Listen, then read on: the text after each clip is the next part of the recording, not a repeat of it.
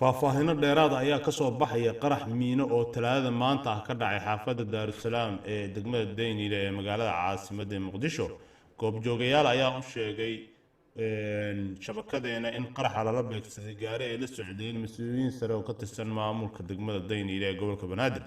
Wararka ayaa intaas ku daraya in weerarkan uu ku nafwaayay Cabdi Maxamed Maxamuud oo loo garan ogaa Fiid Cadow isla markaana qaraxa uu dhaawac culus ka soo gaaray qaar ka mid ah ilaaladiisa gaarka ah. Fiid Cadow oo la sheegay inuu u dhintay dhaawac ka soo gaaray qaraxa ayaa wuxuu ahaa gudoomiye ku-xigeenka dhanka ammaanka iyo siyaasadda maamulka degmada Daynile. qaraxa wuxuu u muuqday mid jidka loo dhigay kolonyada isla markaana aad loo sii qorsheeyay. ciidanka ammaanka oo goobta yimid falka kadib waxay sameeyeen baaris aan la ogeyn natiijada, ayuu yiri goobjooga magaciis uga gaabsaday sababa ammaan.